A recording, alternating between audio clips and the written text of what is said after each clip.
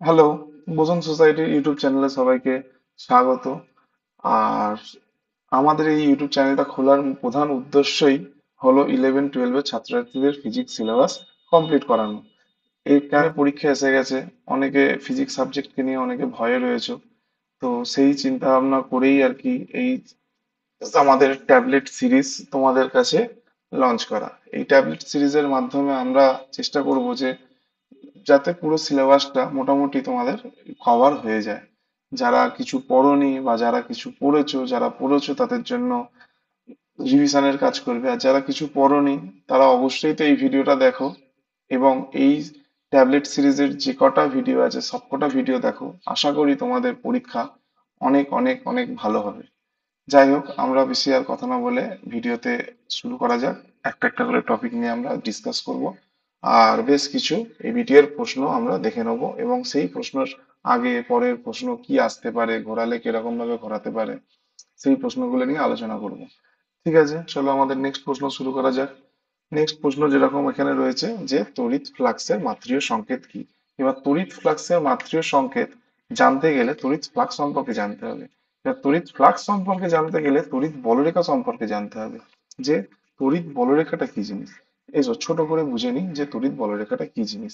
তড়িৎ বলরেখাটা হলো এমন একটা কাল্পনিক রেখা যা ধরে নাও পজিটিভ থেকে শুরু হচ্ছে, গিয়ে নেগেটিভে গিয়ে শেষ হচ্ছে, বা যার ডিরেকশন পজিটিভ আধান থেকে নেগেটিভ আধানের ডিরেকশনের দিকে। তাহলে এখানে যদি একটা বলরেখা যদি আমরা এইভাবে লিখে নিই, আর এটা হচ্ছে তার ডিরেকশন দিয়ে দিই, তাহলে আমাদের বুঝে যেতে হবে যে পেনের নিবটা মোটা করে নিই ধরো। তাহলে আমাদের বুঝে যেতে হবে যে এই দিকটা হচ্ছে আমাদের পজিটিভ ডিরেকশন, পজিটিভ আধানের দিক, আর এই দিকটা হচ্ছে নেগেটিভ। তাহলে সোজা কথা হচ্ছে পজিটিভ থেকে নেগেটিভের দিকে। এই হলো তড়িৎ বলরেখা। এবারে এই তড়িৎ বলরেখার উপরে কোনো বিন্দুতে ধরে নিলাম একটা তড়িৎ বলরেখা এইভাবে এসছে। এই বিন্দুতে আমি একটা স্পর্শক অঙ্কন করলাম। কোন দিক থেকে কোন দিকে? এই দিক থেকে এইদিকে এসছে। তাহলে এই স্পর্শক অঙ্কন আমি যেদিকে করলাম সেই দিকটা হবে কার দিক? তড়িৎ ক্ষেত্রের দিক। এই হলো গিয়ে তড়িৎ বলরেখার মেন বৈশিষ্ট্য। তাহলে তড়িৎ বলরেখার আরো বেশ কিছু বৈশিষ্ট্য আছে, সেগুলোতে আমি আসছি। তো প্রথম বৈশিষ্ট্যতে কি রয়েছে যে তড়িৎ বলরেখা পজিটিভ থেকে নেগেটিভের দিকে যাচ্ছে। তারপরে কি তড়িৎ বলরেখার কোনো বিন্দুতে আমরা যদি স্পর্শক অঙ্কন করি তাহলে ওই বিন্দুতে তড়িৎ ক্ষেত্রের দিক আমরা দেখতে পাচ্ছি। আর একটা কি আছে, তড়িৎ বলরেখা একে অপরকে কি করে না রিপালস করে। তড়িৎ বলরেখা হচ্ছে রিপালসিভ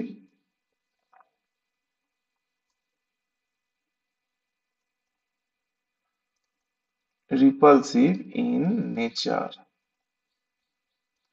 রিপালসিভ ইন নেচার, তড়িৎ বলরেখা আমাদের কি হচ্ছে রিপালসিভ ইন নেচার, মানে তড়িৎ বলরেখা একে অপরকে কি করবে? বিকর্ষণ করবে। সমমুখে তড়িৎ বলরেখাগুলো একে অপরকে কি করবে না বিকর্ষণ করবে। আর একটা কি, তড়িৎ বলরেখা কোনোদিন একে অপরকে কি করবে না ইন্টারসেক্ট করবে না। এই একটা বলরেখা, এই একটা বলরেখা একে অপরকে কখনো ইন্টারসেক্ট করবে না। কেন ইন্টারসেক্ট করবে না ভালো করে দেখে নাও। এই যে বিন্দুটা রয়েছে, এই যে বিন্দুটা, এই বিন্দুটা হচ্ছে, এই বিন্দু থেকে আমি তাহলে কি করতে পারবো না দুটো স্পর্শক অঙ্কন করতে পারবো। একটা স্পর্শক তোমার চলে আসবে এই দিকে, আর একটা স্পর্শক চলে যাবে হচ্ছে ওই দিকে। তাহলে একটা বিন্দুতে যখন আমি দুটো স্পর্শক অঙ্কন করছি তাহলে একটা বিন্দুতে দুটো তড়িৎ ক্ষেত্র এক্সিস্ট হচ্ছে, যেটা কোনোদিন সম্ভব নয়। তাই তড়িৎ বলরেখা একে অপরকে কখনো কি করবে না না ছেদ করবে না। তাহলে তড়িৎ বলরেখা সংক্রান্ত জিনিসপত্রগুলো সবার ক্লিয়ার হলো যে তড়িৎ বলরেখার কি জিনিস, পজিটিভ থেকে নেগেটিভের দিকে যায় একটা কাল্পনিক রেখা। আর কি, তড়িৎ বলরেখার কোনো বিন্দুতে যদি আমরা একটা স্পর্শক অঙ্কন করি তাহলে সেই স্পর্শকটা আমাদের কাকে নির্দেশ করবে? ইলেকট্রিক ফিল্ডের দিক নির্দেশ করবে। আর কি করবে? যে আমাদের তড়িৎ বলরেখা রিপালসিভ ইন নেচার। যাই হোক, এখানে আপাতত এই পর্যন্ত সবার ক্লিয়ার হয়েছে। এবারে কি করতে হবে, আমরা হচ্ছে এবার আমাদের প্রশ্নতে চলে আসি যে তড়িৎ ফ্লাক্স। তড়িৎ ফ্লাক্স কি? তড়িৎ ফ্লাক্স কি জানতে গেলে আমাদের জানতে হবে যে, এটা মুছে দিচ্ছি, আমাদের জানতে হবে একটা ছোট্ট জিনিস জানতে হবে। সেইটা হলো যে ক্ষেত্রফল আমাদের ভেক্টর রাশি না স্কেলার রাশি? ক্ষেত্রফল আমাদের ভেক্টর রাশি না স্কেলার রাশি? ক্ষেত্রফল হলো গিয়ে ভেক্টর রাশি আমাদের। ঠিক আছে, ক্ষেত্রফল হলো আমাদের ভেক্টর রাশি। সেই ভেক্টরটা কোন দিকে? ক্ষেত্রফলের যদি এটা কোনো কিছু একটা তল হয়, সেই তলের ক্ষেত্রফল, তাহলে এটা যদি ক্ষেত্রফল হয় তাহলে সেই ক্ষেত্রফলটা কোন দিকে ক্রিয়া করবে? লম্ব দিক বরাবর, ওই ক্ষেত্রফলের লম্ব দিক বরাবর উপরের দিকে ক্রিয়া করবে। এইটা হলো ক্ষেত্রফল। এবার এইটা যদি আমাদের হয় হচ্ছে কি ভেক্টর, এটা যদি হয় হচ্ছে আমাদের এস, এস ক্ষেত্রফল যদি এস হয়, তাহলে এই ভেক্টরটা হবে এস ভেক্টর। তাহলে এস ভেক্টরটা কি, S vector is perpendicular to, S vector is perpendicular to area. S ভেক্টরটা কি, পারপেন্ডিকুলার টু এরিয়া। ঠিক আছে, এই পর্যন্ত বোঝা গেছে। এবার আসি তড়িৎ ফ্লাক্স। তড়িৎ ফ্লাক্স হচ্ছে, সংজ্ঞাটা প্রথমে বলি, সংজ্ঞাটা হলো গিয়ে তড়িৎ ফ্লাক্সের একক ক্ষেত্রফলের মধ্যে থেকে লম্বভাবে অতিক্রান্ত ফ্লাক্স। একক ক্ষেত্রফলের মধ্যে থেকে লম্বভাবে অতিক্রান্ত তড়িৎ ফ্লাক্স, সেটাই হলো গিয়ে তড়িৎ বলরেখার আমাদের সংজ্ঞা। তড়িৎ বলরেখা আমরা কি লিখতে পারি, তড়িৎ বলরেখা লিখতে পারি হচ্ছে আমাদের আহ ধরে নিলাম এখানে হচ্ছে ক্ষেত্রফল, সেই ক্ষেত্রফল থেকে আমি ধরে নিলাম কি, এখান থেকে একটা তড়িৎ বলরেখা কিভাবে নির্গত হয়েছে, না এইভাবে একটা তড়িৎ বলরেখা নির্গত হয়েছে। সেই তড়িৎ বলরেখা কি কিভাবে যাবে, এইভাবে যাবে। এবার আমি কি বলেছি, লম্বভাবে নির্গত, তাহলে এটা তো তির্যক ভাবে নির্গত হয়েছে। এই যে আমাদের ইলেকট্রিক ফিল্ড বা ইলেকট্রিক ফিল্ড লাইন, তড়িৎ বলরেখা, সেটা তো তির্যক ভাবে নির্গত হয়েছে। আমি ধরে নিলাম এই কোণটা কত, থিটা কোণে নির্গত হয়েছে। কার সাথে নির্গত হয়েছে, না ভেক্টর, ক্ষেত্রফল ভেক্টরের সাথে। তাহলে এই যে আমাদের ইলেকট্রিক ফিল্ড রয়েছে, তার লম্ব উপাংশটা কি হবে, লম্ব উপাংশ মানে এস বরাবর উপাংশ হবে হচ্ছে ই কস থিটা। এস বরাবর উপাংশ হবে ই কস থিটা, ই কস থিটা। তাহলে যে একক ক্ষেত্রফলের মধ্যে থেকে যাচ্ছে হচ্ছে ই কস থিটা, একক ক্ষেত্রফলের মধ্যে থেকে যাচ্ছে ই কস থিটা। তাহলে আমাদের আহ এস ক্ষেত্রফলের মধ্যে থেকে কত যাবে, এস ভেক্টর ক্ষেত্রফলের মধ্যে থেকে, বা এস ক্ষেত্রফল মডিউলাস অফ এস, তোমরা এটা করে নিতে পারো, মডিউলাস অফ এস ক্ষেত্রফলের মধ্যে থেকে যাবে ই এস কস থিটা। তাহলে এর মধ্যে থেকে কত যাচ্ছে, কত যাচ্ছে, না ইএস কস থিটা যাচ্ছে। তাহলে এইটাই হচ্ছে গিয়ে আমাদের এই তলের মধ্যে থেকে টোটাল ফ্লাক্স। সেই ফ্লাক্সটা আমরা কি দিয়ে লিখতে পারি, না ফাই দিয়ে ডিনোট করতে পারি। এবার ফাই যেটা রয়েছে সেটা তো number of lines of force passing through the surface, perpendicularly passing through the surface. তাহলে আমাদের কি, এটা তো একটা নাম্বার, তাহলে এটা একটা কি স্কেলার কোয়ান্টিটি। কিন্তু আমাদের ই আর এসটা কি দেখতে পাচ্ছি, ই আর এসটা হচ্ছে ভেক্টর কোয়ান্টিটি। তাহলে তাদের এখানে মডিউলাস মানের সাথে আমাদের যুক্ত রয়েছে কস থিটা। তাহলে এদের মধ্যে যদি আমরা প্রোডাক্ট করি, তাহলে এখানে আমরা কি করতে হবে, না ডট প্রোডাক্ট করতে হবে। ই ডট এস সমান সমান কি হবে, না ফাই। তাহলে এইটাই হলো গিয়ে আমাদের তড়িৎ বলরেখার সংজ্ঞা। তাহলে তড়িৎ বলরেখার সংজ্ঞা থেকে আমরা কি করতে পারবো, না সোজাসুজি তড়িৎ বলরেখা মানে কি ই ডট এস বা ইএস কস থিটা। আর আমাদের কি হয়ে গেল, তাহলে এখানে কারেক্ট অ্যান্সার কি হবে, কারেক্ট অ্যান্সার হবে এখানে হচ্ছে M L cube T to the power -3 A to the power -1। কারণ M L T to the পাওয়ার, কোথায় গেল কোথায় গেল, কোন অপশনটা তাহলে এখানে হবে, এখানে অপশন হবে তাহলে আমাদের option C, M L cube T to the power -3 A to the power -1। এটা হয়ে গেল আমাদের কারেক্ট অ্যান্সার। কারণ ই এর মাত্রা আর এস এর মাত্রা গুণ করলেই আমাদের সি এর মাত্রা চলে আসবে, মানে আমাদের ফ্লাক্সের মাত্রা চলে আসবে। যাই হোক, এখানে তাহলে এই প্রশ্নটার মাধ্যমে আমরা তাহলে কি করলাম, তড়িৎ ফ্লাক্স সংক্রান্ত কিছু জিনিস আমরা ডিসকাস করলাম। তাহলে এবার পরের প্রশ্নতে আমরা যদি চলে যাই, পরের প্রশ্নটা আমরা দেখব কি, দেখব যে একটি আধান কিউ একটি ঘনকের শীর্ষবিন্দুতে অবস্থিত। এবার ঘনকটির 6টি তল দ্বারা নির্গত অতিক্রান্ত ফ্লাক্স কত হবে। এবার প্রশ্ন হচ্ছে যে একটি আধান কিউ, এবারে এখানে আমাদের বেশ কিছু আগে ফের পিছনে আমাদের এগিয়ে যেতে হবে। পিছনে এগিয়ে যেতে হবে, তাহলে কি জানতে হবে, না কিউ একটা কিউ আধান থেকে কটা আগে বলরেখা নির্গত হয়, তারপর তো আমি দেখবো যে ঘনক থেকে কটা বলরেখা নির্গত হচ্ছে। তাহলে এখানে একটা ছোট্ট সোজা ফর্মুলা রয়েছে। কি ফর্মুলা রয়েছে, যে কিউ আধান থেকে, কিউ আধান থেকে নির্গত, নির্গত বলরেখা, বলরেখা সমান সমান Q by epsilon naught. Q আধান থেকে নির্গত বলরেখা হচ্ছে আমাদের কি লিখলাম, না কিউ বাই এপসাইলন নট। তাহলে এখানে ক্যাপিটাল কিউ আধান রয়েছে, তাহলে ক্যাপিটাল কিউ আধানের জন্য এই আধানটা কটা বলরেখা নির্গত করবে, capital Q by epsilon naught সংখ্যক বলরেখা নির্গত করবে। এবার capital Q by epsilon naught বলরেখার মধ্যে 6টা তলের দ্বারা অতিক্রান্ত তড়িৎ ফ্লাক্স, মানে 6টা তল থেকে লম্বভাবে কটা বলরেখা নির্গত হয়েছে, সবসময় এখানে একটা কনসেপ্ট রাখবে, যে কনসেপ্ট যে যে আধানটা বলবে সেই আধানটাকে আগে কি করতে হবে, পুরো ঘিরে ফেলতে হবে। তাহলে এখানে একটা ঘনকের কোন তলে বলেছে, শীর্ষবিন্দুতে বলেছে। তাহলে পরের স্লাইড আমরা যদি দেখতে পাই, ঘনকের শীর্ষবিন্দু মানে এই ছবিটা তোমরা বড় করে দেখো।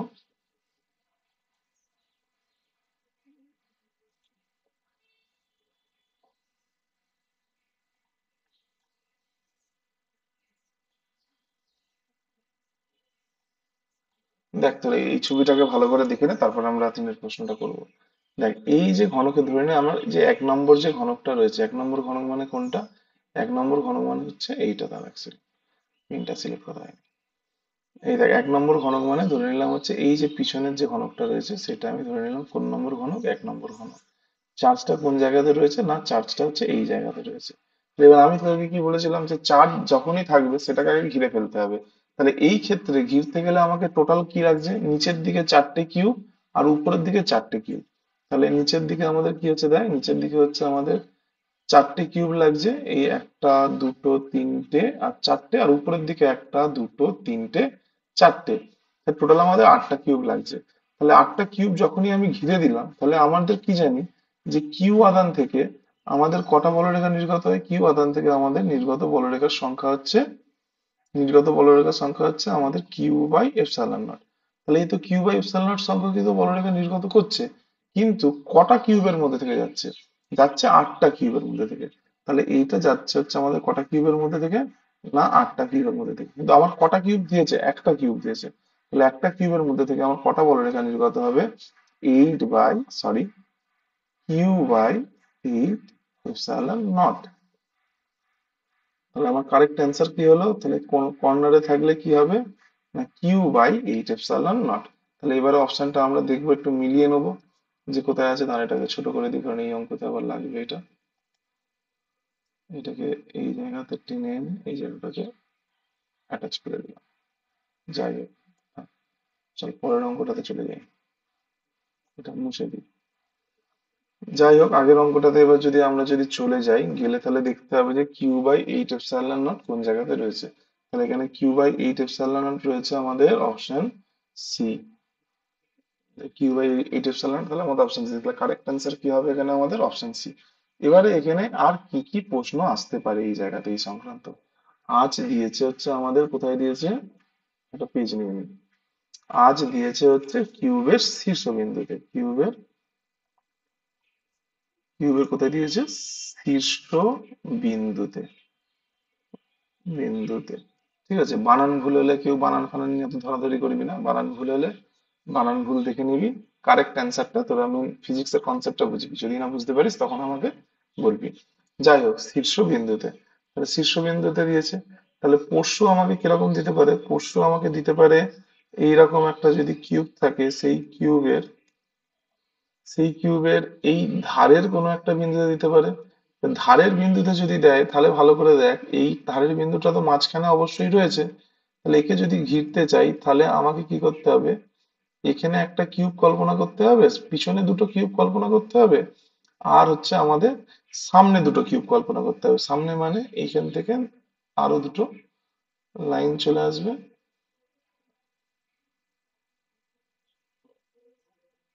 যাই হোক, ড্রয়িংটাও একটুখানি ম্যানেজ করে নে, মোটামুটি বুঝে নে, ঠিক আছে।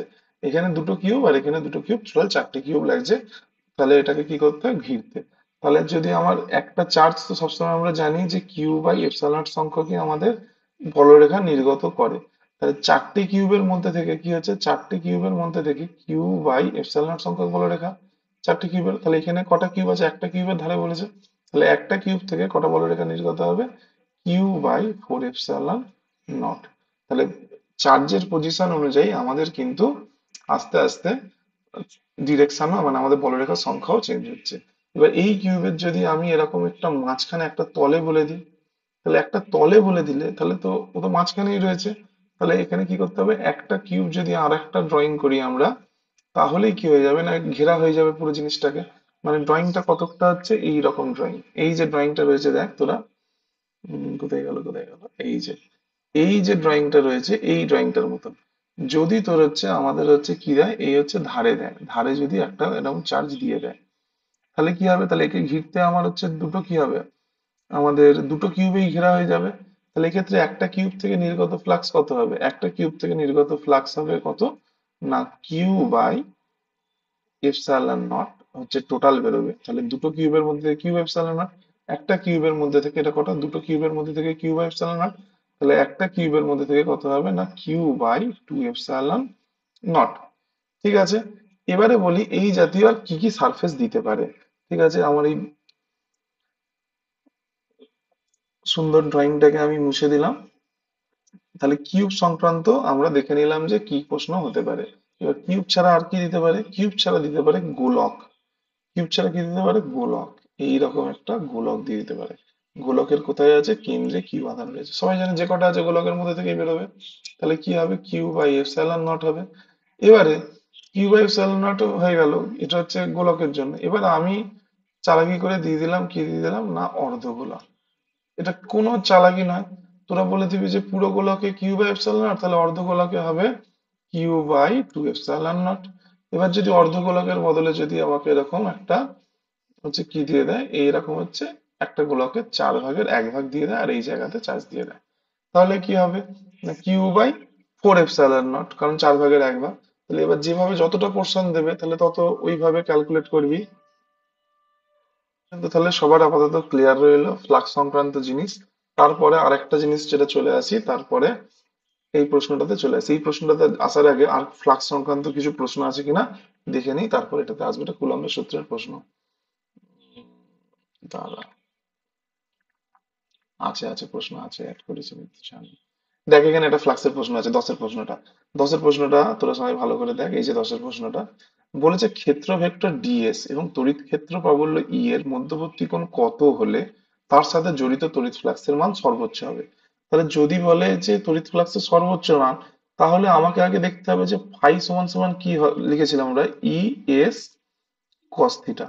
ফাই সমান সমান ইএস কস থিটা। তাহলে ই আর এস তো কনস্ট্যান্ট, তাহলে আমাদের ফাই তোর হচ্ছে কার উপর ডিপেন্ড করবে, ফাই ডিপেন্ড করবে হচ্ছে কস থিটার উপরে। কস থিটার কোন মানের জন্য ফাই হচ্ছে আমাদের কি হবে, ম্যাক্সিমাম হবে। দেখো জিরো, কস জিরোতে মান হচ্ছে 1, আর কস 90-তে হচ্ছে মান হচ্ছে কত, 0। তাহলে কখন ম্যাক্সিমাম ভ্যালু বেরোবে, ম্যাক্সিমাম ভ্যালু হচ্ছে কসের ম্যাক্সিমাম ভ্যালু হচ্ছে +1। তাহলে +1 0 ডিগ্রিতে, তাহলে এখানে সোজা অ্যান্সার হবে 0 ডিগ্রি। এখানে অপশনটা অ্যাড করা হয়নি কারণ এই প্রশ্নতে অপশন লাগবে না। ঠিক আছে, তোরা দেখলেই তোরা বুঝে যাবি যে কি অ্যান্সার হবে। তারপরে আর কোনো প্রশ্ন আছে কিনা দেখ, এখানে একটা ভালো প্রশ্ন রয়েছে, প্রশ্নের উপর প্রশ্ন ওভারল্যাপ করে গেছে। যে এ আর বি পরস্পর ছেদি দুটো গোলাকার রয়েছে, ঠিক আছে।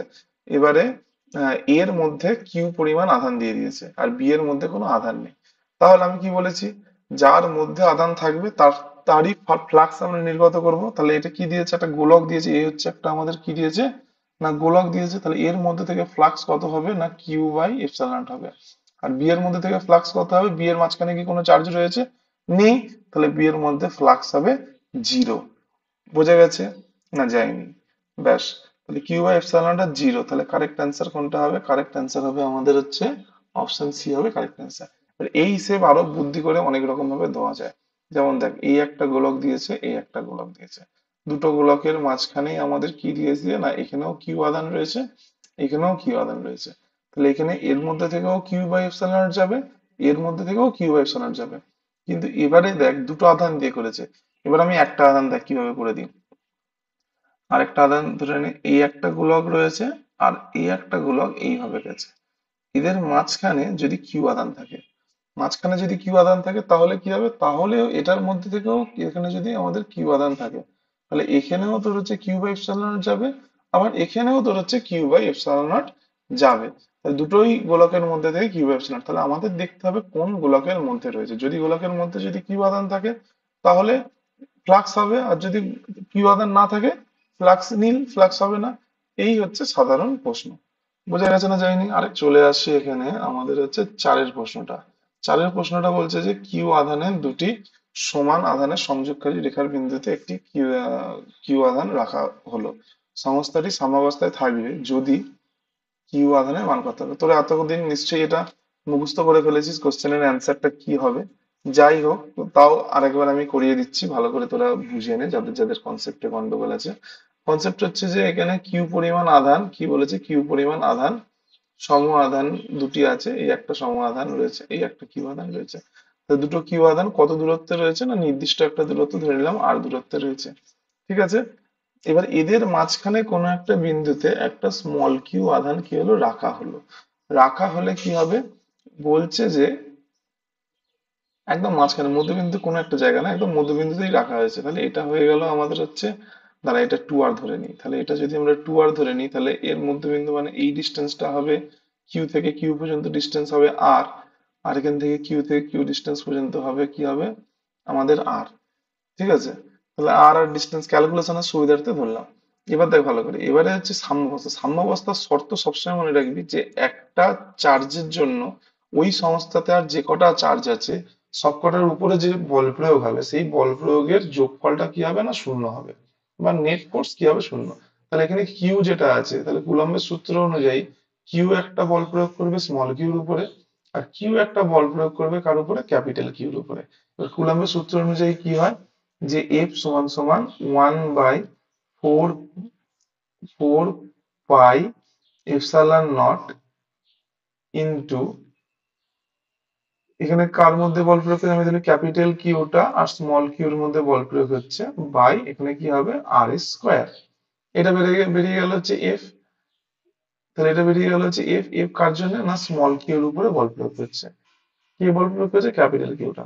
এবারে এফ ক্যাপিটাল কিউ, ক্যাপিটাল কিউটা কি হবে, যে বড় যে আমাদের কিউটা রয়েছে এই বড় কিউটার উপরে বল প্রয়োগ করবে।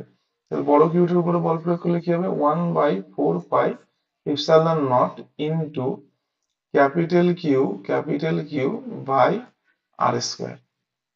আর স্কোয়ার, এটা ভুল হলো, আর স্কোয়ার না, ক্যাপিটাল কিউ থেকে ক্যাপিটাল কিউ ডিস্টেন্স কত আছে, 2r। তাহলে 2r এর হোল স্কোয়ার করলে এটা হবে কত, 4r²। এবারে আমাদের কি বলেছিলাম, যে দুজনের যোগফল কি হবে, না শূন্য হবে। চল দুজনের যোগফল তাহলে শূন্য করে দিই। F small Q plus F capital Q সমান সমান কি হয়, না শূন্য হবে। তাহলে এফ স্মল কিউ সমান সমান এফ ক্যাপিটাল কিউ, তাহলে এখানে আমরা লিখতে পারি যে F small Q plus F capital Q, এই সরি একটু মুছে দিই, এখানে একটু স্লাইড ভুলে গেছিলাম। এফ স্মল কিউ সমান সমান কি হবে, এফ স্মল কিউ সমান সমান minus F capital Q suffix Q.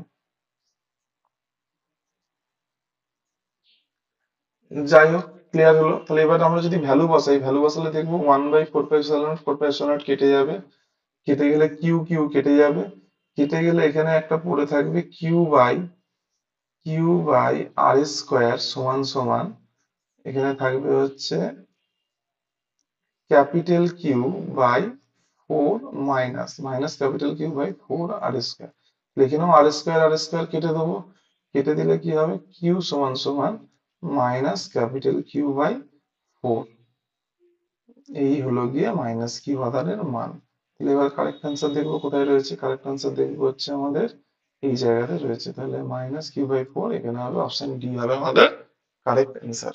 অনেকের অ্যান্সার অনেকে কি করে যে এই ফোর্স দুটোকে ইকুয়াল করে দেয়, না ফোর্স দুটো ইকুয়াল নয়, ফোর্স দুটোর যোগফল হবে শূন্য। ঠিক আছে, ফোর্স দুটোর যোগফল হবে শূন্য। চলে যাই পরের প্রশ্নতে, বেশি সময় অপচয় না করে। এখানে কি রয়েছে, না এখানে বলেছে যদি Q1 + Q2 সমান সমান কিউ হয়, আর Q1 Q2 বায়ুর মধ্যে যদি নির্দিষ্ট দূরত্ব, সেম ওই একই জিনিস, তাহলে আমাদের কি করে, একই জিনিস না, একটু আলাদা রয়েছে, চল দিকে একটু বের করে দেখে নি। দেখ ভালো করে, এখানে একটু ম্যাথামেটিক্স এর কনসেপ্ট লাগবে। যে এখানে কি বলেছে, যে এখানে কিউ সমান সমান বলেছে Q1 + Q2, আর আরেকটা কি বলেছে, না Q1 আর হচ্ছে আমাদের Q2 একটা নির্দিষ্ট দূরত্ব আর এর উপরে রয়েছে। তাহলে এদের মধ্যে ক্রিয়াশীল বল কত হবে, এদের মধ্যে ক্রিয়াশীল বল হবে 1/4 pi epsilon naught Q1 Q2 by R square সমান সমান কি আমাদের এফ, সমান সমান এফ। তাহলে আরেকবার এখানে নিচের দিকে লিখি, তাহলে এফ সমান সমান, নিচের দিকে লিখলাম এফ সমান সমান 1/4 pi epsilon naught Q1 Q2 by R square. আমাকে বলেছে এবারে এই যে ফোর্স যেটা রয়েছে এই ফোর্সটাকে ম্যাক্সিমাম হতে হবে। ফোর্সটাকে ম্যাক্সিমাম হওয়ার জন্য আমাদের তো 4 pi epsilon naught constant, R square তোমার হচ্ছে নির্দিষ্ট দূরত্ব বলেছে, আর স্কোয়ার হয়ে গেছে। তাহলে ম্যাক্সিমাম হতে গেলে কাকে ম্যাক্সিমাম হতে হবে? Q1 Q2 কে ম্যাক্সিমাম হতে হবে। এবারে Q1 Q2 ম্যাক্সিমাম, Q1 আর Q2 এর গুণফল ম্যাক্সিমাম তখনই হবে যখন Q1 is equal two Q2 হবে, তখনই ম্যাক্সিমাম হবে। তাহলে Q1 by Q2, Q1 by Q2 সমান সমান কি হবে? 1 হবে। তাহলে এখানে আমার কারেক্ট অ্যান্সার কি হবে না, অপশন সি। এবার এটার প্রমাণ রয়েছে, এটার প্রমাণ রয়েছে, সেই প্রমাণটা করলে এক্ষুনি ভিডিওটা বড় হয়ে যাবে। যাক, করেই দিই ভিডিওটা, তা একটু বড় করাই যাক প্রমাণটা। প্রমাণটা আমরা এখান থেকে তাহলে যদি করি, কি লিখছি, যে Q1 প্লাস Q2 সমান সমান কিউ লিখে দিলাম, তাহলে রুট আন্ডার Q1 তার whole square plus root under Q2 তার হোল স্কোয়ার সমান সমান কিউ। এটা তারপরের লাইন হবে, তাহলে এটা এ স্কোয়ার প্লাস বি স্কোয়ারের ফর্মুলা আমরা ফেলবো। কোন ফর্মুলা ফেলবো? এই ফর্মুলাটা দেখে নেই কোন ফর্মুলাটা ফেলছি। কিউ নয়, যে two root under Q1 Q2 সমান সমান Q minus root under Q1 minus root under Q2 তার হোল স্কোয়ার। এবারে এই যে Q1 Q2 ম্যাক্সিমাম হলে তো রুট আন্ডার Q1 Q2 তো ম্যাক্সিমাম হবে, কিন্তু এই পারের পার্টটা ম্যাক্সিমাম হওয়ার জন্য আমাকে এই মাইনাস মানে কিউ পোর্শন থেকে যেটা আমি কমিয়ে দিচ্ছি, তাহলে সেই পোর্শনটা জিরো হলেই তাহলে এটা ম্যাক্সিমাম হবে। তাহলে এখানে আমরা লিখতে পারি ম্যাক্সিমাম হওয়ার জন্য Q one into Q2 max হওয়ার জন্য, এখানে যেহেতু এটা হচ্ছে ম্যাক্স, তাহলে আমাদের হচ্ছে root under Q1 minus root under Q2 তার হোল স্কোয়ার সমান সমান কি হতে হবে? জিরো। তাহলে জিরো হলে আমরা এখানে লিখতে পারি যে, আমরা এদিকে চলে এখান থেকে আমি টেনে নিচ্ছি ইকুয়েশনটাকে দিক থেকে টেনে নিচ্ছি, ব্র্যাকেট করে নিলে ব্র্যাকেট। তাহলে এখানে যদি আমরা চলে আসি, যে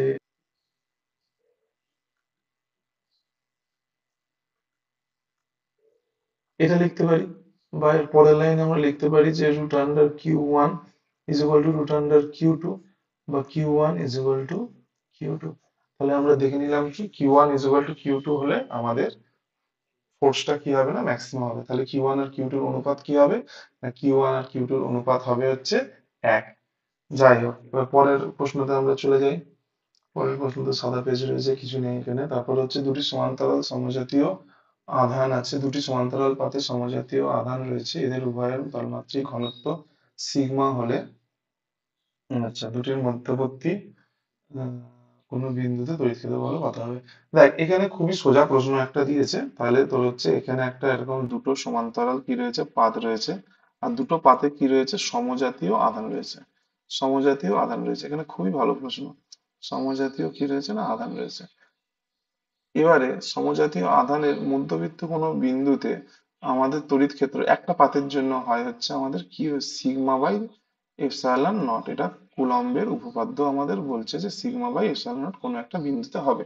কিন্তু দুদিক থেকে দুটো বিন্দু রয়েছে, তাহলে সমজাতীয় আধান রয়েছে, তাহলে এইটার জন্য যদি আমি ধরে নিই তড়িৎ ক্ষেত্র plus Q by epsilon naught sigma by epsilon naught হবে, তাহলে এটার জন্য কি হবে, তার বিপরীত দিকে যাবে। তাহলে বিপরীত দিকের জন্য এটার জন্য হবে হচ্ছে আমাদের minus sigma by epsilon naught. তাহলে টোটাল এই দুটোকে যদি নেট আমাদের ইলেকট্রিক ফিল্ড বের করতে চাই, তাহলে সিগমা বাই এপসাইলন নট আর সিগমা বাই এপসাইলন নট দুটো মিলিয়ে টোটাল হবে আমাদের কারেক্ট অ্যান্সার 0। কিন্তু এখানে আরেকটা প্রশ্ন নিয়ে আলোচনা করে দিই, তাহলে সমজাতীয়র বদলে যদি এখানে বলে দিল, কি বলে দিল, যে বিপরীত জাতীয় আধান রয়েছে। তাহলে বিপরীত জাতীয় আধান থাকলে মাঝখানে কি হবে, তাহলে এটার জন্য এদিকে হবে হচ্ছে আমাদের সিগমা বাই এপসাইলন নট, আর নেগেটিভের জন্য এদিকে হবে কি, সিগমা বাই এপসাইলন নট। কুলাম্বের উপপাদ্য অনুযায়ী এটুকু এটা দেখে নিবি, কুলাম্বের উপপাদ্যতে কি বলছে, জাস্ট একটা নর্মাল উপপাদ্য। আর সমান্তরাল পাতের জন্য তড়িৎ ক্ষেত্র নির্ণয়, এটা বইতেই রয়েছে ছোট করে, দেখে নিবি। আর সিগমা বাই এপসাইলন নট, তাহলে টোটাল এখানে কত হবে, এখানে হবে সিগমা বাই 2 এপসাইলন নট। এবার সিগমাটা হচ্ছে তলমাত্রিক ঘনত্ব। এবার তলমাত্রিক ঘনত্ব জানতে গেলে আমাদের তলমাত্রিক ঘনত্বটা একটুখানি রিভিশন দিয়ে নিই। তলমাত্রিক ঘনত্বটা হচ্ছে তিন ধরনের ঘনত্ব হয়। একটা হচ্ছে আমাদের হয় হচ্ছে লাইন চার্জ ডেনসিটি, একটা হয় হচ্ছে লাইন চার্জ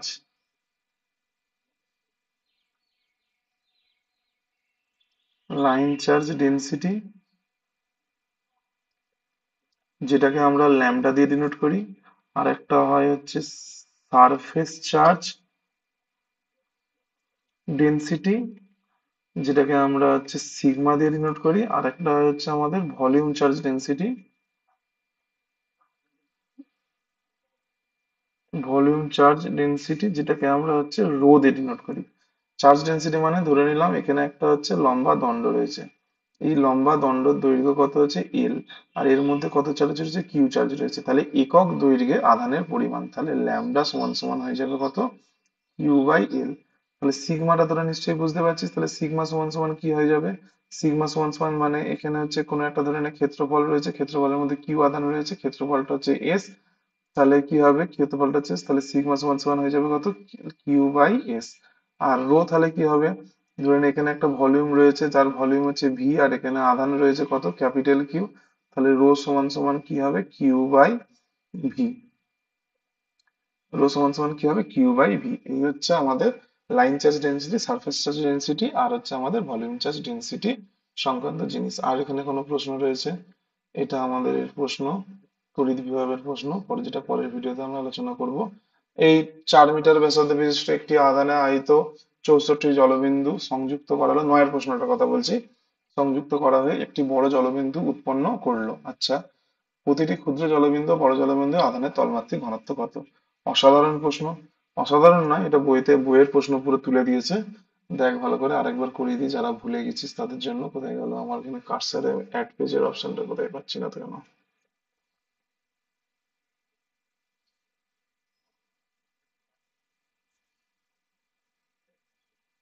এই হচ্ছে অ্যাড পেজ হয়ে গেল, দেখ ভালো করে এখানে তলমাত্রিক ঘনত্ব, আগের পেজটাতে একটু যাই, যে 4 মিটার, 4 মিলিমিটার ব্যাসার্ধ।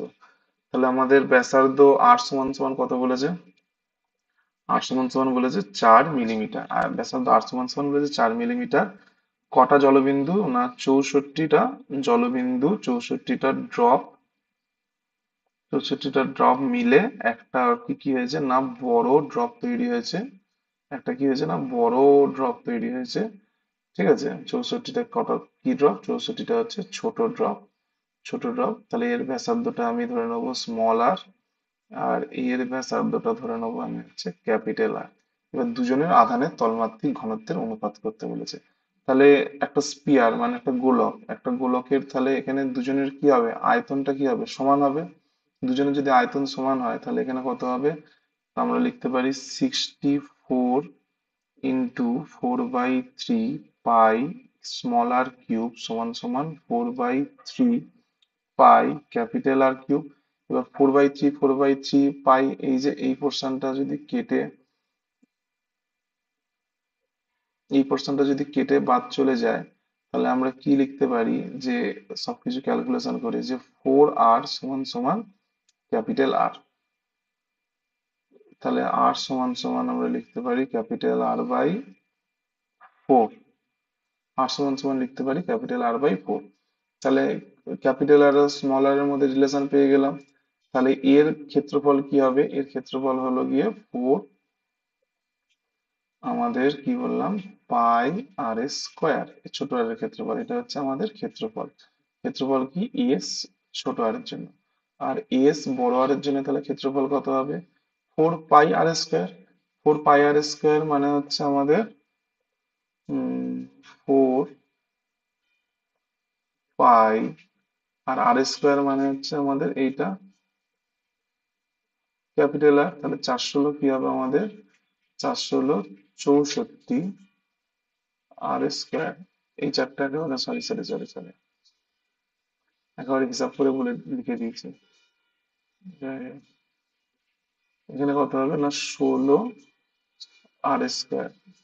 তাহলে এখানে কি হলো, কারণ আর এর মান ক্যাপিটাল আর স্কোয়ার হবে, আর আর এর মান তো 4r, তাহলে এখানে কত হবে, 464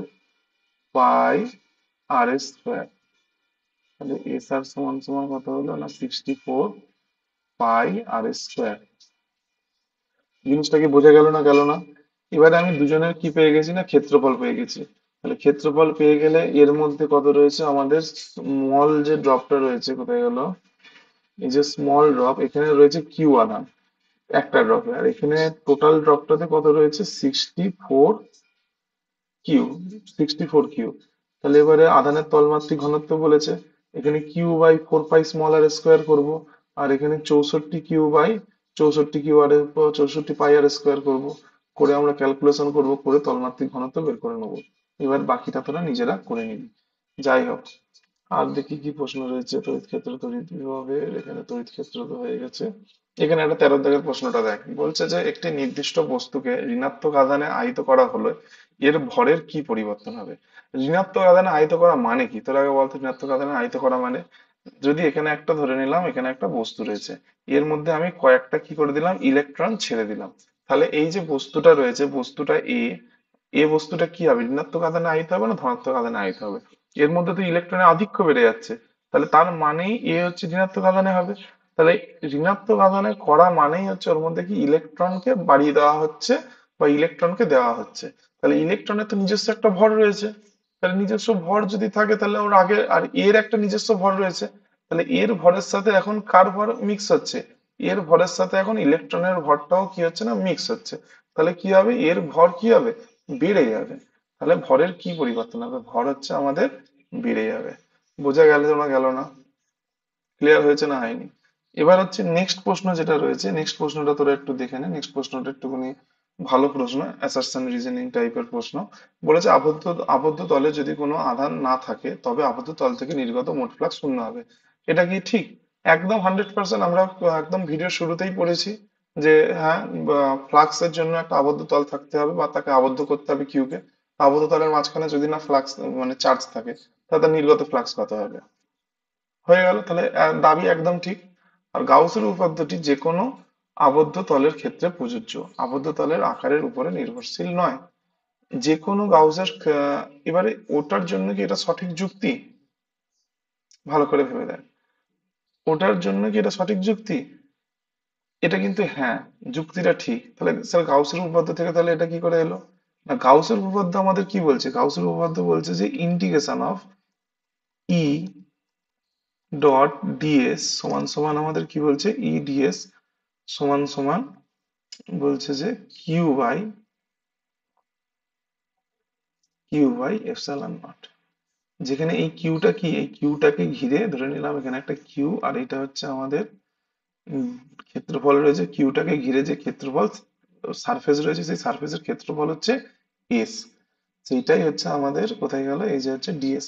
কিউ এপসাইলন, এখানে কোথাও বলা রয়েছে যে সারফেসটাকে এরকম হতে হবে, সারফেসটাকে আকারের উপর নির্ভর হতে হবে, কোথাও তো লেখা নেই। এখানে বলছে ই ডট ডিএস সমান সমান কিউ বাই এপসাইলন নট।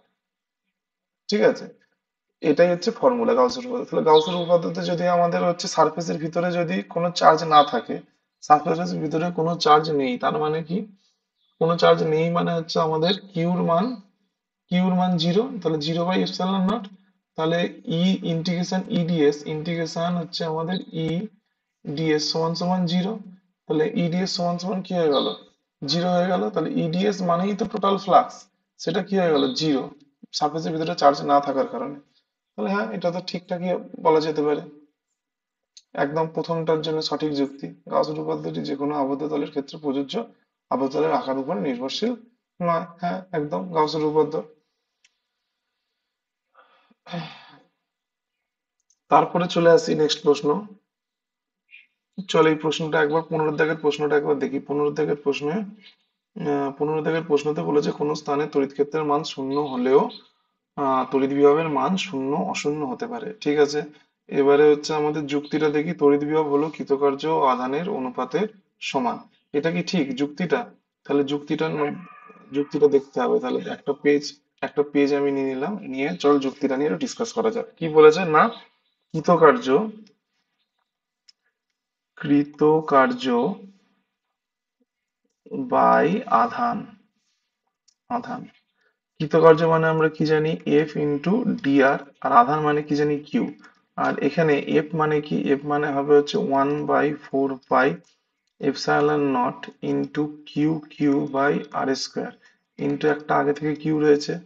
তাহলে এখানে কি একটা কিউ আর একটা কিউ কি হলো, একটা ডিআর রয়েছে। এখানে হচ্ছে এফ ডিআর ছিল, তাহলে এখানে একটা হচ্ছে ডিআর দিয়ে দিলাম। তাহলে কিউ কিউ কি হয়ে গেল, কেটে গেল। তাহলে কিউ কিউ কেটে গেলে তাহলে আমাদের পড়ে থাকলো কে, 1/4 pi epsilon naught Q by R square dR, তাহলে এটা মানে কি E into E dot dR, আর এটা মানেই তো পোটেনশিয়াল ডিফারেন্স, পোটেনশিয়াল ভি। তাহলে ভি সমান সমান, তাহলে আমাদের কি হলো, ভি সমান সমান কৃতকার্য বাই আধান হলো। তাহলে রিজনটা আমাদের ঠিক আছে। তাহলে এই পর্যন্তই আজকে আমাদের ক্লাসটা স্টপ রাখলাম। তড়িৎ দ্বিমেরুটাও বাকি রয়ে গেল, তড়িৎ দ্বিমেরুটা নিয়ে একটা আলাদা সেপারেট ভিডিও করে দেবো, যাতে তড়িৎ দ্বিমেরু নিয়ে আমাদের বাকি জিনিসপত্র জানা যায়। নাহলে তড়িৎ দ্বিমেরু রিভিশনের জন্য আর সেপারেট ভিডিওর কি প্রয়োজন, সবাই জানি। দেখ, তড়িৎ দ্বিমেরু সম্পর্কে একটা ছোট কুইক রিভিশন করে দিই দেখ। তড়িৎ দ্বিমেরু মানে হচ্ছে কিছুই নয়, তড়িৎ দ্বিমেরু মানে হচ্ছে এখানে একটা পজিটিভ আধান তোর এখানে রয়েছে, আহ, মানে একই মানের, ধরে নে এটা একই মানের, এটা যদি পজিটিভ হয় এটা হবে আমাদের স্মল, খুব কাছাকাছি এসে, এখানে আমাদের ধরা হয় খুব কাছাকাছিটা কি 12 দূরত্ব, খুব কাছাকাছি এসে যে সংস্থা তৈরি করে তাকে বলা হয় তড়িৎ দ্বিমেরু, একে অপরের সাথে সাথে গায়ে গায়ে না ঠেকে। তাহলে যখনই তড়িৎ দ্বিমেরু এখানে তৈরি করা হয়েছে, তাহলে তড়িৎ দ্বিমেরুর জন্য ক্রিয়াশীল বল, তড়িৎ দ্বিমেরুর জন্য তড়িৎ ক্ষেত্র সেটা তৈরি করতে হবে। তড়িৎ দ্বিমেরুর জন্য দুটো তড়িৎ ক্ষেত্র তৈরি করা যায়, একটা হচ্ছে আমাদের অক্ষীয় পজিশনে, এটা যদি আমাদের ডাইপোল হয় মাইনাস কিউ, আর এটা যদি আমাদের প্লাস কিউ হয়। একটা হয় অক্ষীয় পজিশনে, এই দূরত্বে হচ্ছে এই বিন্দুতে হচ্ছে তড়িৎ ক্ষেত্র বের করতে চাইবে, ঠিক আছে। আর একটা হয় হচ্ছে কোন পজিশনে, অ্যাক্সিয়াল পজিশনে তড়িৎ ক্ষেত্র বের করতে চাইবে। এদের ফর্মুলাটা শুধু মনে রাখলে হবে, আর দূরত্বের সাথে কিভাবে ডিপেন্ড করে এইটুকুনি মনে রাখলে চলে যাবে। আর এখানে কয়েকটা ইম্পর্টেন্ট ফর্মুলা রয়েছে, যে দ্বিমেরু ভ্রামক, dipole moment, dipole moment, dipole মোমেন্টটা কি, ডাইপোল মোমেন্ট অফ 2ql, যেটাকে পি দিয়ে ডিনোট করা হয়। আর হচ্ছে টর্ক, টর্কের ফর্মুলা কি, P E sine theta in cap, P sine theta in cap মানে কি, বা এরকম লেখা যেতে পারে পি ক্রস ই ভেক্টর। অনেক সময় পজিশন ভেক্টর দিয়ে বলতে বলতে পারে যে টর্ক বের করতে, তখন এটা মনে রাখতে হবে যে পি ই সাইন থিটা বা P cross E, position vector দিলে তো আমরা জানি কিভাবে করতে হয়, এরকম মড নিতে হয়, নিয়ে I cap, J cap, K cap. এবার এখানে কি করতে হবে, এখানে সব পি এর বসাতে হবে, P X, P Y, P Z, তারপরে এখানে হচ্ছে E X, E Y, E Z, ঠিক আছে। এইটা কিন্তু মাথায় রাখতে হবে, ই এর জায়গায় পি, পি এর জায়গায় ই করলে চলবে না। আরেকটা কি, তড়িৎ ক্ষেত্র আমাদের দ্বিমেরু কখন টর্ক ম্যাক্সিমাম হবে, যেহেতু সাইন থিটা, সেই জন্য টর্ক ম্যাক্সিমাম হতে গেলে থিটা যখন 90 ডিগ্রি হবে তখন ম্যাক্সিমাম হবে। অর্ধেক কখন হবে, থিটা যখন 45 ডিগ্রি। এইটাই হচ্ছে সব থেকে বড় ভুল যেটা সবাই করে সবসময়, 45 ডিগ্রি নয়, 30 ডিগ্রি। সাইন থার্টির মান 1/2, সাইন থার্টির মান 1/2, তাহলে ম্যাক্সিমামের অর্ধেক হবে কত ডিগ্রিতে, 30 ডিগ্রিতে। আর হচ্ছে কি ক্রিয়াশীল টর্কের আমাদের হচ্ছে কৃতকার্য, কৃতকার্য ডাব্লু, কৃতকার্য হচ্ছে ডাব্লু সমান সমান পিই, সরি পিই স্মল ই নয়,